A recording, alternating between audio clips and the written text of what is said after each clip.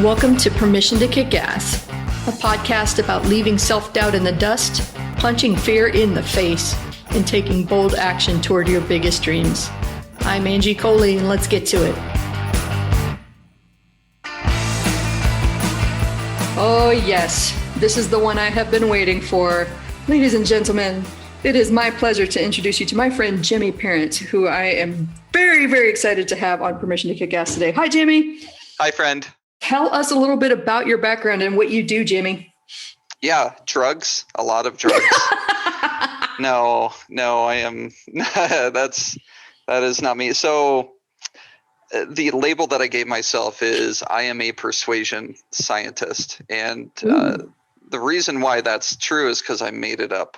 And I mean, so like my background, honestly, I have 19 different backgrounds. I mean, once upon a time, I was a race car fabricator. I was an aerospace welder. I was a pre-med student. I got a degree in stuff that revolves around radiation physics. I was, because I was going to go to medical school. I worked as an x-ray tech, so what that basically meant was I was overqualified and unemployable for everything, and I discovered, hey, I'm just not a good fit to be an employee for anyone. I have this weirdly aggressive drive for autonomy. I just want to have control, right? Yeah, so I just want to have control over my own, I guess, decisions and outcome and anything. It's like the moment someone tells me what to do and I don't really agree with it, I feel like a trapped animal in a cage, and I'm like, I just have to get out. Even if it's not in my best interest. Okay. and, so naturally I've been, labeled things like ADD, ADHD, depression, anxiety, and all that stuff. And you're a rebel. Yeah, I'm a total rebel. Yeah. So I don't know so sales. Yes. That's where I went next. I went into sales, and I was like, this is really cool. I really like this because, I discovered, hey, sales isn't the art of making people buy stuff they don't need. Yeah. And it was that's a big part of my whole autonomy thing. It's like, I hate when people tell me what to do. I don't want to tell other people what to do, and I heard this really cool quote that I really appreciate, and I cannot remember right now. It's talking about leadership, right? So if there's convincing someone, right, which convincing has root words. The root word means like to conquer, right? It's like, I don't want to conquer someone into doing something. And then there's like persuasion, okay, which persuasion and influence, it's one of those like, I'm going to use the word like ethereal, like what does it even mean, but it, it's kind of helping people. And then either way, the higher level of those things is leadership, right? And so with leadership, I'm going to use art here, right? So it's like the art of getting people to want to do the things that need to be done, right? That have to be done. Yeah, and that's a Jim Collins thing, the Good to Great guy and Beyond Entrepreneurship 2.0. And so another thing that I learned from him and that I feel really speaks to my core values and my core motivators and why I can't help but to give so much. He says, never stifle a generous impulse. Yes. Oh God, right? I love that because I've had people say the same thing about me, that it seems like they joke that I'm everywhere. No, I'm ADD and distracting myself.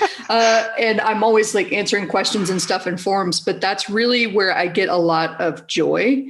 If I've been through that particular struggle and I can answer a question and help someone through the other side of that, and it only took a couple minutes of my time, then I'm going to do it. And it helped me put off that project I've been putting off forever. So, win-win, lose, win.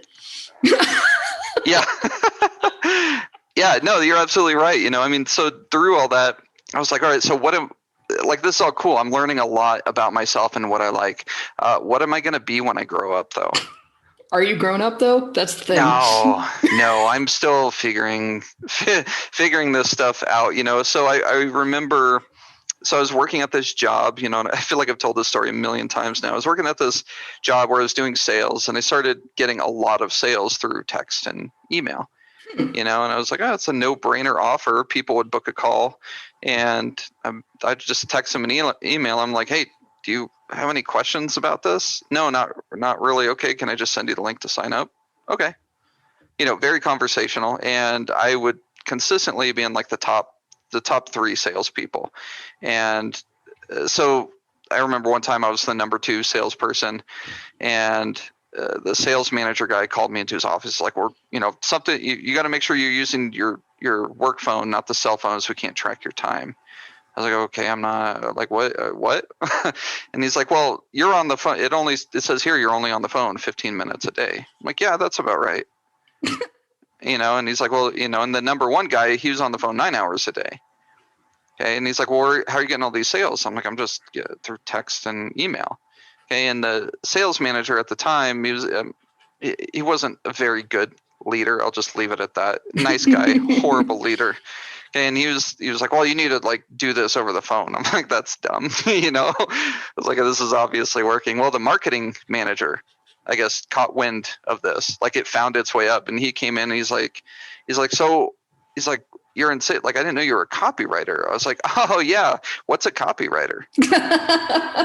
Because I had this idea that a copywriter, someone who writes sales copy, stuff where you read something and it makes you want to buy it, so I had the idea that a copywriter was someone who writes blog posts, is sitting in like this hipster coffee shop in Portland, writing blog posts on his MacBook. And I was like, I'm not really that. He's like, that is sort of a copywriter too. He's like, but then there's like sales copy where you use like a lot of persuasion and conversation. And I was like, oh yeah, I guess I'm a copywriter, and I just, total identity shift, right? It was like, suddenly I'm a different person. And so, so we end this conversation, and I go back to my desk, and it's like, I remember it, I had like 20 minutes before my next call, and I was just Googling copywriting. Right. And at the time I had a long commute, and so I had discovered podcasts, right? So I'm like, copywriting podcasts, and it's like, oh, there's this guy writing this podcast or doing this podcast called The Truth About Marketing, Kevin Rogers. And I was like, I'm just going to listen to the most recent episode. And I remember it was episode 101, Paris Lampropoulos. It's like, what a perfect freaking episode to drop into, because I am a huge psychology, behavioral economics, just behavioral stuff always fascinated me. And that's Paris, right? And he's always talking about that stuff. So I listened to that one, and it was like, oh, the next day is when episode 102 came out, the part 2 of Paris's episode. And like, I'm just like in love. I'm like, I have a man crush on these guys. Like, I'm loving everything they're talking about.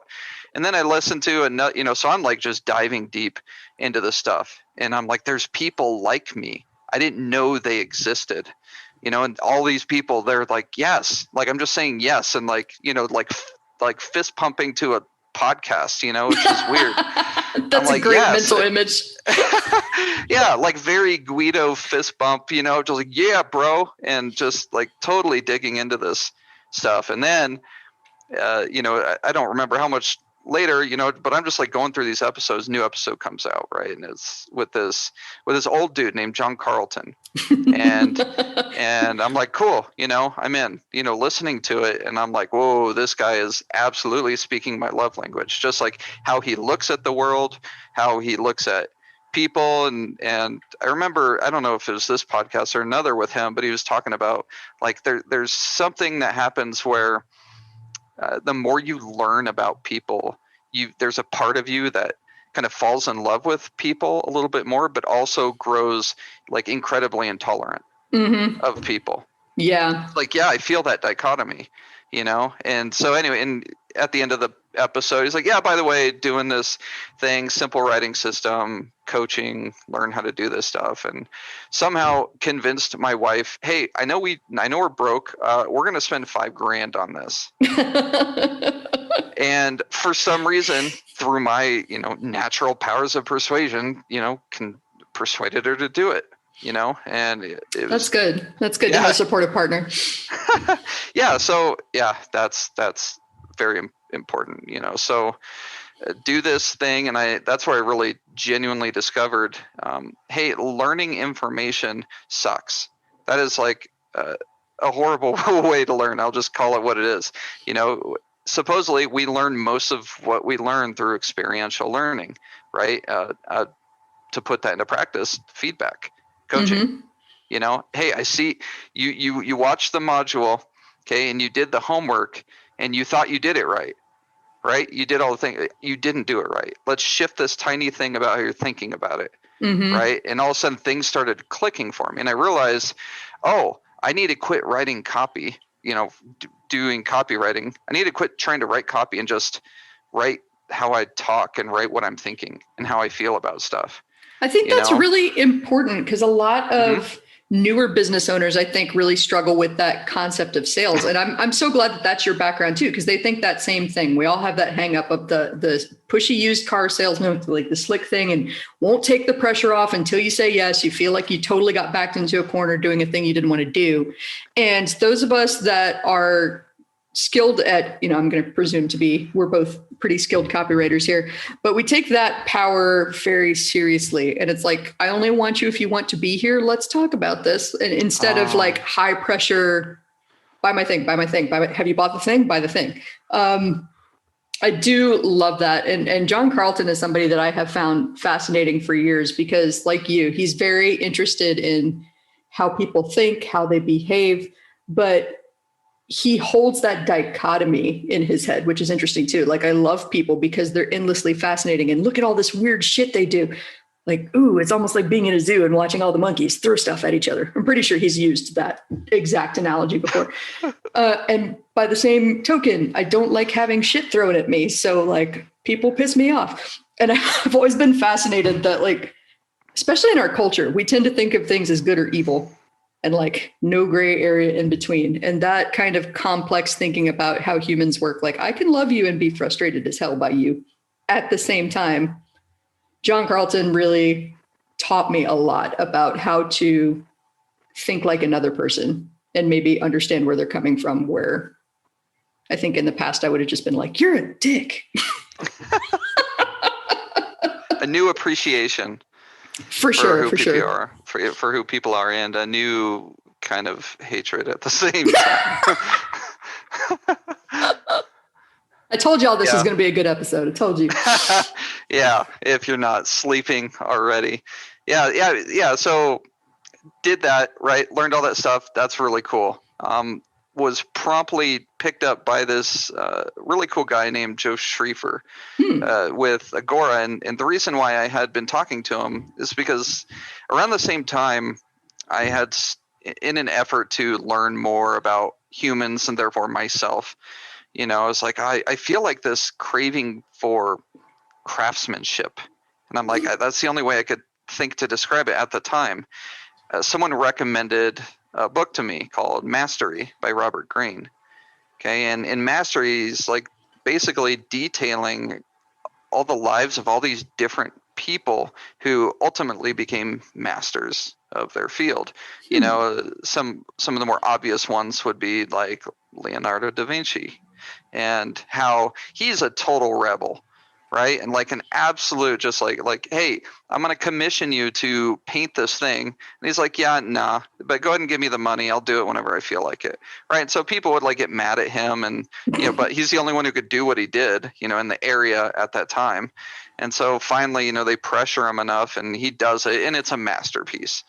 And it's like world famous. And it was just kind of like I don't feel like it, and that was his project. Right. And I'm like, oh, I feel all of those things, I'm like, I need deadlines and I need pressure to do the things that I don't want to do. But if it's something where it's like, I'm really interested in this thing, suddenly I'll do like 50 hours of research and like write up all this stuff just because I feel like it, and I was like, okay, but the point is, the moral of that story that I got out of that book is like, hey, just go ahead and kind of follow your intuition, follow your heart. It could, because it's going to lead you down this path of mastery, right? Mastery isn't this, hey, I'm going to follow this regimented linear path. It's like, no, it's going to lead you down some wacky things that you've never, like I was a welder and I'm a pre-med student. Now I'm writing advertising copy. That doesn't make any sense. We'll have to compare our backgrounds at some time, because I've picked up trash. I've been a firefighter. I've done all kinds of crazy stuff in my past too. So or like Abby, the chainsaw instructor. Instructor. Like, what the balls is going on there?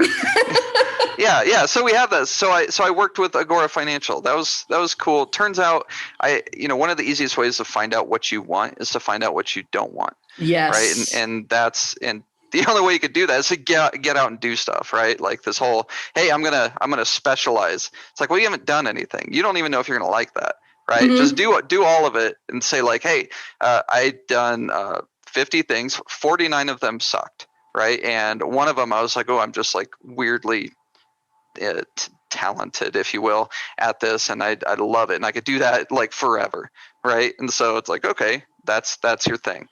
And so with Agora Financial, it's like, financial is financial. It's some people are just like awesome at it. I'm like, I just don't care. Yes. I don't care. And I don't, it doesn't align with a lot of my own core values of, I know this isn't a podcast about that, but it's like, I don't want to sell people stuff that isn't that like, I can't even like fake justify that it's going to help them. Even if I apply all the pseudo law of attraction BS stuff to it, it's like I still can't justify it. No, right? If you work hard, it's like, no, it's not going to help them. I feel very, very strongly about that point. And in fact, that's why I always draw such a distinction, I think, in copywriting and being ethical. And like, yes. I think I said at the beginning, if I didn't say it, I'm saying it now. Like you and we persuade people, but we use our powers for good. I know that I, for one, understands like the implications of me persuading someone to buy something that's going to wreck them financially and really have an impact on their quality of lives. And I will not write a single damn word for a product that I think is going to screw someone over. There are other people out there that don't share that same worldview, and that's not a value judgment for them, but I know what I stand for. And that's one thing that I will not do. I want to make sure that I can feel, if I'm selling everything to my grandma, and if my grandma can't use it, I ain't going to sell it. And isn't it amazing how you can't sell something that you don't believe in? Yeah. Some people can, right? Mm-hmm. I mean, but for some reason I cannot, because I've written for that stuff and it's bombed. Every time I've written for that stuff, it's bombed. And I'm so grateful that was the case. That's a good way to look at it too. Like being grateful for a failure, but that it showed you something about yourself that you needed to learn. Because I think a lot of people see failure as like a stopping point or a personal shortcoming. It's data. I heard one person say once, well, you win or you learn.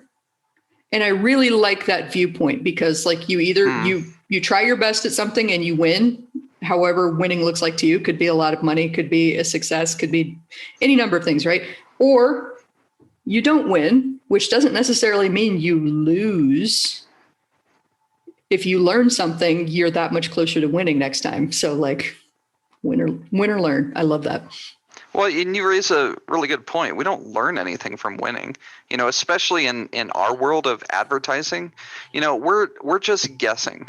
Yeah. We're absolutely just guessing. If something works, we have no idea why. There's a million different pieces. Yeah. I mean, there's so many factors, right? It's chaos theory out here. We're just making educated guesses. We're closer to the bullseye than not having our skill set and our knowledge and expertise, so we're still just guessing. It's like, hey, put this out. Maybe the timing was right, for the market, like a Bitcoin now or Bitcoin in 2017, or hey, maybe Beanie Babies are popular, so that's why that Beanie Baby letter works so well. I don't even know why I came up with that. I don't think that was a thing. I'm glad that you brought that up, because I think that's applicable to multiple businesses, right? I talk about copy a lot. I talk with copywriters a lot, but it doesn't matter whether you write, whether you paint, whether you take photos, whether you bake, whatever your creative business endeavor is, this stuff translates across all of that. These sales skills are going to be important to building your business, and all of the stuff you can learn. None of it is necessarily an inherent talent like Jimmy has with persuasion that he discovered, but not being good at something once you throw yourself into it and try it out doesn't necessarily mean you weren't meant to do this thing. It just means that you found a way that doesn't work. And if we look at life on the whole, not everything is bad and not everything is good. So you're not going to get bad shit all the time, and you're not going to get good shit all the time. If you're in the majority good column, you're winning as far as I'm concerned. So yeah. Some really cool advice I got was it's 4 words, okay, before you do anything. Okay. And those 4 words are, it's just an experiment. Yes. Right. And because with an experiment in science and, the hypotheses and all these things, there's no good or bad. There's just results. Mm-hmm. Okay. Sometimes the results aren't what you want. That's fine. But if you're measuring for did it work? Right. Did I win or did I lose? It's like, if that's what you're measuring for, you're really putting yourself at risk. Mm-hmm. So how can you remove the risk for yourself? It's like, well, I'm just doing, it's just an experiment. I'm just looking for results. Right. Yeah. And sometimes the results are, it didn't work. Okay. Well, now I know. Right. And so therefore it was a success, because the only way you can lose in that context is to not do it at all. Yep. To completely give up or stop. That is really the only context in starting business where you lose. Because there are big name industry leaders, multiple millionaires who have literally gone bankrupt publicly and lost everything and rebuilt it from the ground up. Like, there's a financial guy that I follow, love him or hate him, Dave Ramsey. He's taught me a little bit about personal finance, and he's very public about the fact that he made poor financial choices in the past. And that's why he's passionate about teaching people about finances now, because he's lost everything and then figured out how to get it back. I have a similar story where, to learn copywriting, to get good at copywriting, I can't explain it to this day. Something in my gut told me I needed to be in San Francisco, but that meant losing my apartment and not having it anywhere to go and staying in my car. My parents were understandably pissed because my dumbass called home and said, so I'm going to move into my car. Hint, if you're going to live in your car, maybe tell your parents after you've gotten out of the car, not before you plan on moving into the car. But that's another rant for another day. Something in my gut told me I had to stay. And literally the day that I lost my apartment, I signed a contract for a part-time copywriting gig. And I'm not a very woo person. I don't believe I manifested that. I turned in hundreds and hundreds of applications and did all kinds of writing tests to prove that I had the skills. I earned that role when it came in. But the timing to me was really, really interesting, because if I had given up and decided to go home and move in with the parents, I probably would have been waiting tables for the rest of my life, and we wouldn't have this conversation right now. This podcast wouldn't exist. None of the people that I know would even know me, because I made that one critical decision to I know that this is an indication by conventional standards that I am a failure because I've lost everything and I'm living in my car, but this is something I need to do right now. And then on the other side of that, it's taught me, I'm still freaking scared of losing everything because it never really goes away, especially if you've been through it before and don't want to go back.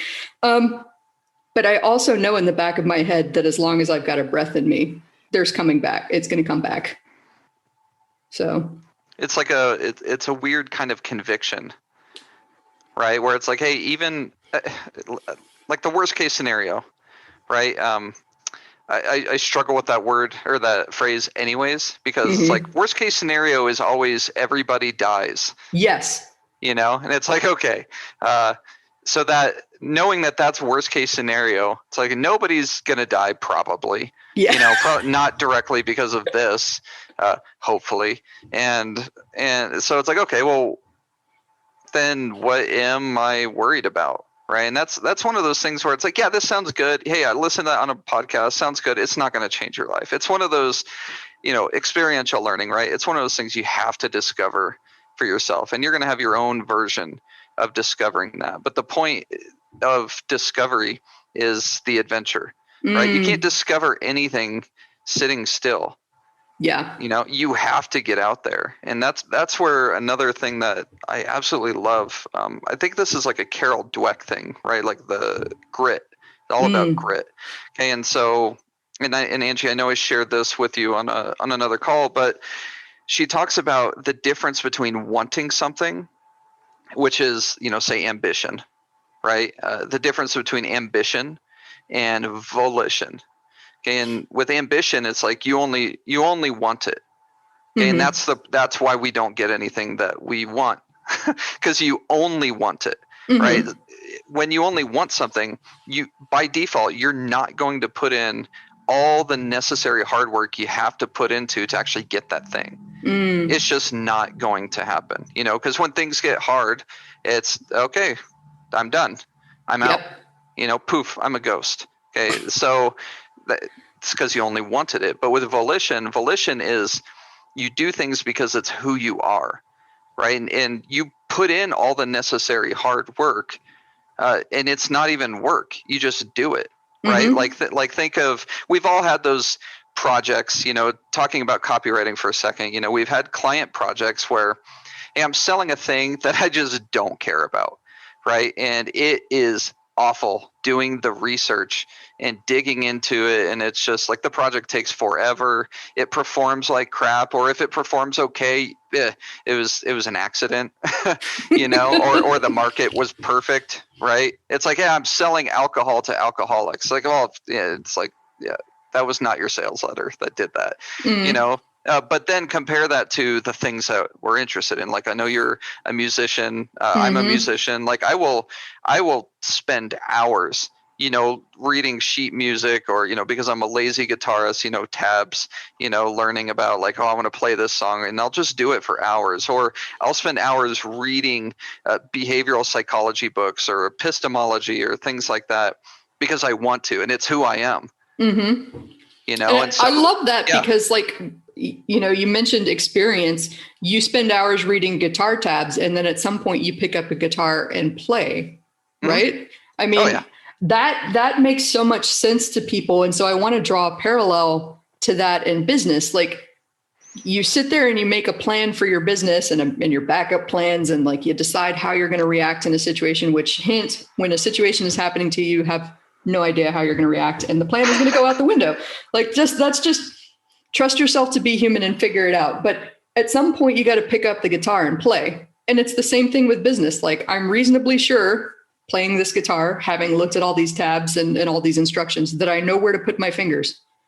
I know how to formulate this note with my hand, but I'm not going to know if I actually get it until I put my hands on the fretboard and strum and go, ooh, that sounded bad. Or, oh, hey, that's what that sounds like. Okay, that sounded pretty good. Strum it a few times. Same thing with business. Like, nothing is going to prepare you for actually putting yourself out there and doing it. Nothing is going to teach you more than putting yourself out there and actually doing the work. And that means, necessarily that you're going to hit a few bad notes as you learn to play that guitar. Hey, here's something really interesting I stumbled upon, and maybe you can connect some dots for me. Okay, so in learning to play songs on guitar, or really, learning to do anything, the common practice is, hey, start slow and build up fast. Start slow and build up fast. Okay, well, one time pretty recently, like literally in the last couple of weeks, okay, I was like, you know what? I have this, following my intuition, right? I'm going to try and do something different. Okay, I'm going to try and play this song like 50% faster than it's supposed to be played. Okay, and like absolutely fumbling through this thing, right? Like anyone who plays guitar knows, screw the F chord. For some reason, my fingers just cannot do the thing, and it's like I have to work really hard to nail the F chord. And this song had like it had like the F chord several times, and it's like, okay, so a lot of awkward positions, and I just got mad. Oh, you know what it was? I was learning how to play. It was a song from Frozen 2, like the Where the North Wind Meets the Sea. Oh yeah, I watched that recently. I love it. Yeah, and it's like, dude, I love that song. I am a geek for Into the Unknown. I remember. Well, not that one. It's a different one. Okay. But either way, I know this isn't the podcast about Frozen. So who says it's not? I'm wearing my Disney hoodie as we're recording. Whatever. Keep going. You were frustrated by the F chord. Yeah. So it's like, okay, and this song has that so many times. Right. So I got irritated, and I just started rushing through the song, because like I just got done playing Megadeth and Metallica, and I'm like, I feel like playing this song, Frozen 2 song, Disney song, and so like I got irritated and totally went like speed metal on this song, and just like bang, just bashing through it, bull in a china shop kind of thing, gain turned all the way up, and just did that a bunch, and then the next day, all of a sudden, I was able to play it like perfectly. Mm-hmm. When leading up to that, I had been trying to do it slower, slow. And I was like, that's an interesting thing, And so then I tried it with other songs. And all of a sudden, I'm able to play difficult songs way faster by starting off and just like screwing it all up, like, this solo, sounds like my first day on a guitar, just like, and it's like nothing makes sense, but for some reason later, right after you have that delay, give yourself a day gap, 24-hour gap, and then you sit down, all of a sudden it's like, this is magic. So, I mean, what do you think? Tell me why. I think you already hit on it. And we've been kind of circling around this the whole conversation, is this concept of detachment. When you got frustrated and you decided to play this as fast as possible, you literally detached yourself from the possibility of getting this thing perfect. And you removed all judgment of yourself because you, like, in trying to do this as fast as possible and as accurate as you can do, but acknowledging that you are setting yourself in a possible task, you allowed yourself to, 1, have fun with it, 2, enjoy the process, 3, not get it perfect and still keep going. And you kind of forced yourself to finish a thing, put it all together, even if it wasn't perfect, and then see how it went. And that's almost exactly everything that we've been talking about this whole time, like just making yourself do it. And I think there's something to be said for making yourself go all the way through a thing just to learn what you can learn, even if it's not right or it's not entirely perfect. Because again, like going through the exercise, making yourself do the thing is where you get that retention and that understanding. Does that make sense? Yeah, that feels true. That feels very, very true. And I know before we started recording, one of the things you wanted to talk about was how when I came into Copy Chief, I just started writing, and just writing. And I'm very comfortable with failing in a safe space. I think that's an important thing. And for everybody that's new to the show, Copy Chief is a community for copywriters. And that's where Jimmy and I met. And, since copywriting is my background, obviously I know a lot of copywriters, but one thing that a lot of the new folks struggle with is fear of putting their work out there, fear of actually writing. And it's like, that's the number one question that I wind up asking people when they want to be writers. How much do you write? Oh, well, I don't have any paying clients yet. Wrong answer. Like, writers write. It doesn't matter whether you're getting paid or not. Are you putting words on paper? Are you setting assignments for yourself and trying to practice? Are you trying to analyze something and deconstruct it and figure out why it works? Are you reading a lot? All of these things are what make a writer. And then having the courage to put your work out there to be read, because the other half of being a writer is having someone read your shit. Even if it's posthumous, some writers never published shit until they were dead and their work was discovered. Don't be that person. You can always improve on your writing while you're alive and make a living from it. Jimmy and I are living proof of that. Yeah. So I, came in writing stuff, and so I was talking about how failing in a safe space, right? And so I had thought about this for years after this, right? Like, why in that circumstance was I so open to failing in a safe space? Like, there's a lot of times where, hey, we're here to learn, right? There's no wrong answers, and which we all know is a lie. It's still a lie. There's always wrong answers, and it's so it's like, okay, why is it that I don't believe it? Why I don't believe in those circumstances, but I did in this one? Okay, and I really reflected on that for a long, long time, and obviously I don't know what the perfect answer is, but here's what it feels like the answer was for me is, there was 2 main things. One of them was I kind of had I've done everything in my life. This is my last resort. Okay, so it had one of those pieces of volition, right? Like, I had the identity shift, like, oh man, I'm a copywriter. This is who I am, right? And so it's like, well, this is what I have to do, right? I don't have another choice, right? But there's also a part of that feels hopeless, and so, but it wasn't that. I didn't feel hopeless, like, oh, this better work. For some reason, it wasn't like that, so that part is still an interesting thing to it felt explore. Like the volition thing that you mentioned with Carol Dweck, like it was a thing that you needed to do. And I'm glad I'm recalling that part of our conversation, because we know a guy named Chris Orzakowski. Oh yeah, I love that guy. He's hilarious. We had a similar chat about how people want something, but they're not willing to do the work to get it. Like, so I would give anything to be that Olympic athlete standing on that podium. Would you though? Would you be up at 4:00 in the morning doing the workout? I sure as hell wouldn't. Nope. All of my admiration. I don't even get up in the middle of the night to go pee. Yeah, I'm not going to get up and go swim. Yeah. So like all of my admiration for those people that work hard enough because they want it. And I think that's the exact same thing that you had going for you when you came into that community, because we were laughing about like, when did we even meet? I don't know. Just like suddenly Jimmy was in my world one day and I was like, I like that guy. But you put yourself out there. You never tried to be anybody but yourself. You didn't try to emulate someone else's style and pass it off as yours. You were always trying to write something through a Jimmy filter, see if you could get that message across clearly, and then taking the feedback and implementing it instead of like, no, here's all the reasons, instead of shutting down and saying, no, here's all the reasons that I did all the things and you critiquers are wrong. And I think that's a good thing. Like in business, in life, in creativity, you are going to get a lot of criticism and a lot of feedback, whether you ask for it or not. People, for some reason, think that they're entitled to give you their fucking opinion. Get used to it. This is what happens when you put yourself out there.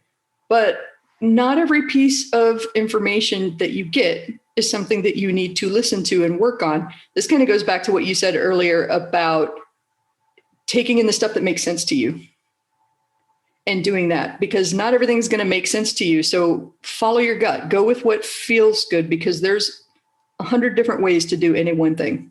Even ride a bicycle. Like, look at all these kids that ride one backwards and up on one wheel. And like, this is shit that I never even would have conceived of, but they are still technically riding a bike, right? 100 different solutions for every problem out there, 100 different ways to do everything out there that there is to be done. Who's not to say that your way isn't perfectly valid just because it's different from the way everybody else does it? Yeah, I think of, look, if you're going to play an instrument, right, playing guitar, obviously I'm biased towards that. And saying like, I'd like to start a band, but I can't because there's already a band out there. Right. And it's like, all of a sudden it's like, when you put it in that context, it's like, that's dumb. There's like thousands, millions probably of bands, and hundreds of thousands of very successful musicians that have their own pockets of raving fans, and it's like, yeah, sure. There's those super musicians like the Metallicas or the Mariah Careys or whoever, that kind of thing. Maybe that's not what you shoot for. Maybe you don't shoot for anything at all. It's just like, that's not an excuse to not do the thing that you want to do because one person out there already did it. I had someone email me recently like, I'd really like to get better at this stuff. I want to do more email things, but like I read your emails and it's like, they're so good. And it's like, there's no way I can compete with you. And it's like, I just told him, I was like, well, first of all, I don't work with clients. So I'm not even your competition in the first place. You're not competing with me. You're not competing. Like, there's a reason why I give away everything I know and everything that I write about.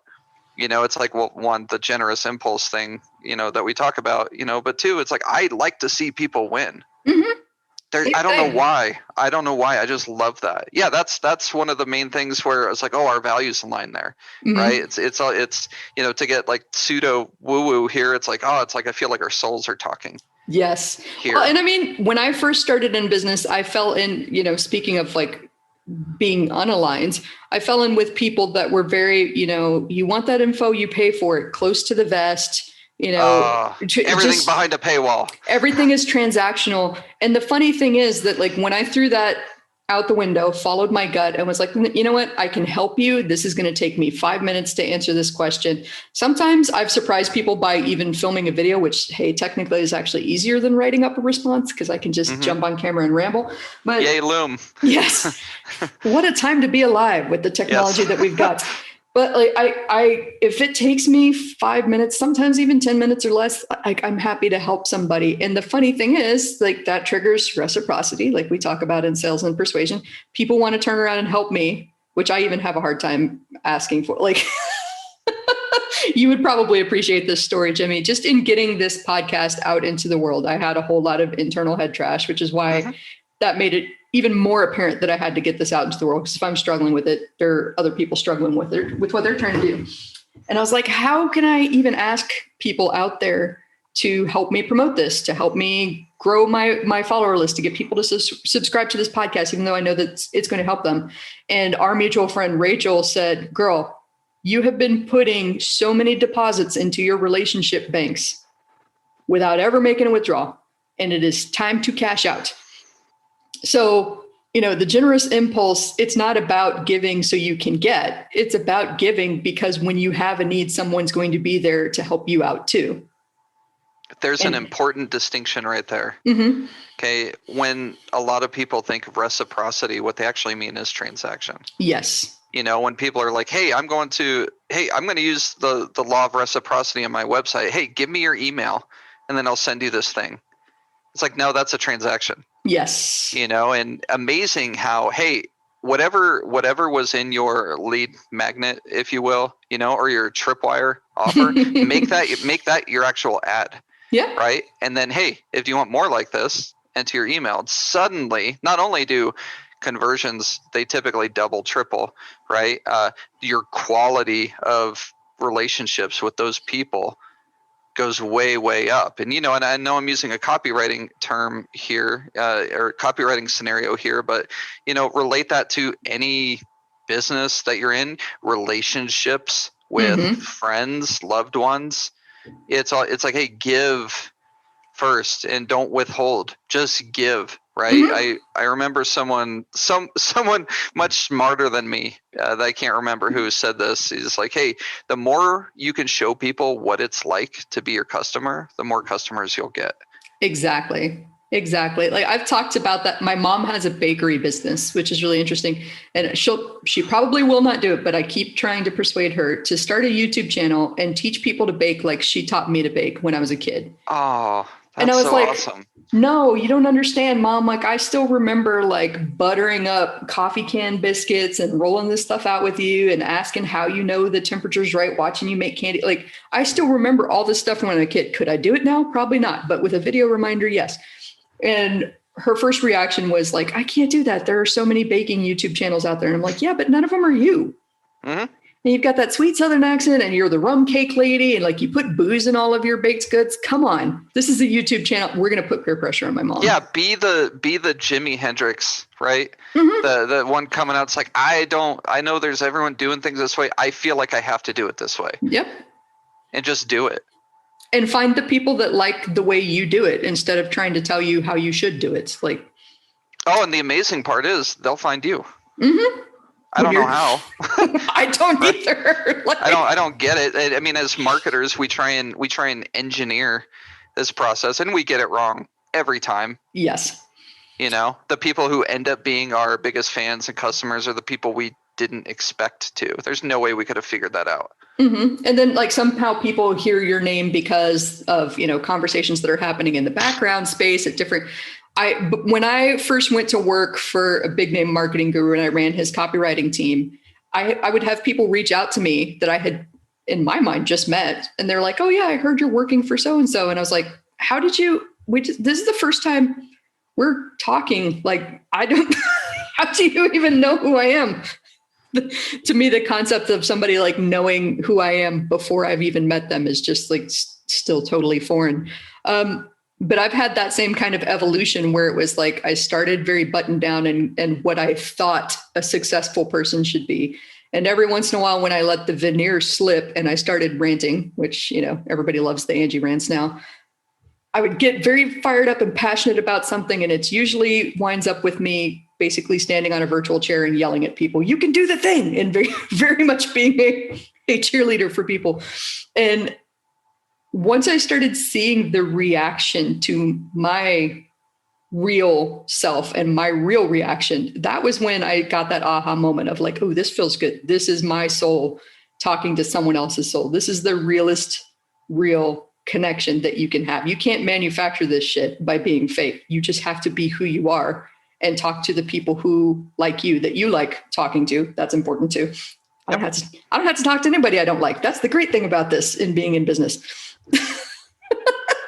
Yeah, you know what's weird is I was reflecting on this the other day. Out of the 47, I don't remember what the number was, but I remember the percentage. 97% of the clients I worked with came by way of, we'll call it referral, right? Either they emailed me from my list, like I'm going to say my email list referred me. I never made an offer for them to be a client. They reached out to me. Mm-hmm. Okay, and there's this, I don't remember the name of this book. It's called Ageless Marketing. I think it's like one of the hidden gems in persuasion. And what this book postulates is that, hey, people don't buy features, benefits, stuff we know, right? And there's a lot of hypotheses or, even quasi theories out there of like what they do buy. But this is the one that felt the most true to me. And it's what they're buying is values. Okay. And how do you, put this way, they're buying things because it aligns with their base behavioral values, like their superficial values, like their behaviors, the things that they do, and then their aspirational values, who they want to be like, and in other podcasts, you'll hear me talk about this, like the identity, yes, right? They don't buy things that align with their current identity. They buy things because it aligns with the identity that they want to be like. Mm-hmm. It's why poor people will buy very expensive products. Plain and simple. I did that when I had no money. Yeah. Yes. Yeah. Oh yeah. Yeah. And of course, it's a very social hierarchy, tribal thing going on there. And then when I got money, I didn't want it anymore. I was like, yeah, it's a very signaling thing, but like the people that reach out to me and wanted to work with me, they're like, hey, I heard you on this podcast, or I love this email that you wrote where you talked about this thing. Anyways, do you want to do a thing and get like tens of thousands of dollars? And a lot of the times it's like, no, I don't, because it doesn't align. I'm glad that spoke to you, but what you're selling doesn't speak to me. Yes. At this point, but it's like I didn't have to do marketing. It's just, hey, be you. Exactly. That brings up two great points, and then I think we'll wrap it up, because man, I could keep going with you forever. But I got time. We talk all night. We'll make what we're gonna do like a part 2. We're gonna follow up on this. But the points that I heard were, be you, because people like working with people that they like, and that reinforces their identity too. So be you. And when people make offers, you don't have to say yes. That's the beauty of being your own boss, and all of the risks that you took to get your business off the ground, and all of the sacrifices that you made to bring this vision to life, and the fears that you faced to build a business. I don't have to say yes to anything I don't want to, that doesn't align with my values, that doesn't fit into my end goals, because nobody is the boss of me except me. Woohoo! Mic drop. Yeah. You know what? I am a natural people pleaser. Okay. And so I struggled for a long, long time with saying no. And I found out, like, I just have a hard time saying no. And so rather than try and like go through head trash to figure it out, I kind of found this fun little hack, if you will, where, hey, how can I say no, but also look like a superhero at the same time? And so when I'm talking to them, I'm like, hey, I'll admit, I'm not sure I'm the right person for this, because I want to make sure you're set up, to win, so I have a few people in mind that might be a perfect fit for this. Would it be appropriate if I connected you with them, or what would you like to do? And they're like, oh yeah, that would be cool. That generous spirit again, helping people out, even if you can't work with them. Yeah. And some of them I'm like, this sounds boring, or a lot of money, right? It's like, you got to shelve that. I have to compartmentalize that stuff. Yes. I will go for that. Thank you, childhood poverty. Right. So, and I'll see that, and it's like, okay, put that in a box over here. It's like, money aside, if I had to do this for free, would I do it? Nah. Oh, I absolutely wouldn't. That's such a great point, because I think a lot of that need to say yes, barring personality, because I had a hard time saying no too. I grew up in the South where, you polite, you never offend anybody. Bullshit. I'm here to tell you it's bullshit. You can say no and you can still be polite. And like you said, your example was perfect. There are ways to say no without pissing people off. So no doesn't mean that you have to be mad or stomp or anything like that. But, oh, yes. Yeah, you don't have to posture. You don't have to posture, and you don't have to chase the money, because there will be more opportunity.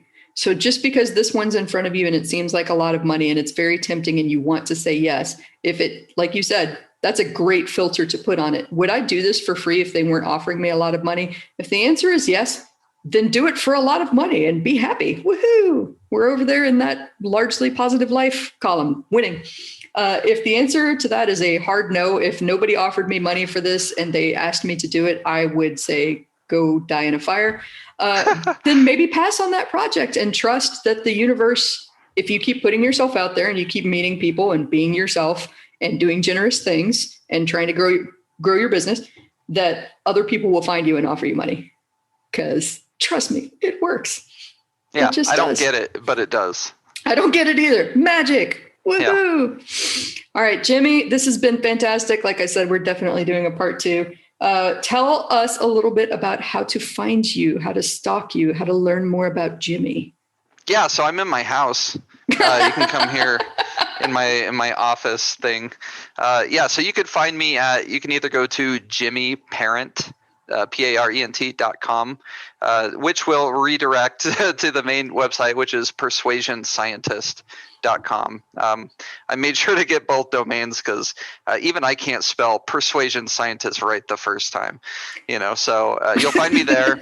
You'll read a thing, and I'll invite you to opt in, so plug in your email, hit the button. I'll send you another thing, and you'll see it and you'll be like, this guy open loops a whole lot. How's he doing it? And so you'll have a love-hate relationship with my emails.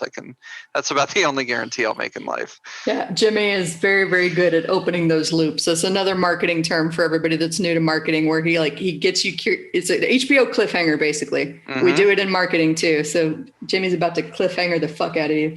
All right. Yeah, Jack Bauer just saved the president, but someone has his daughter. What happens now? Dun, dun, dun. Yeah, next season.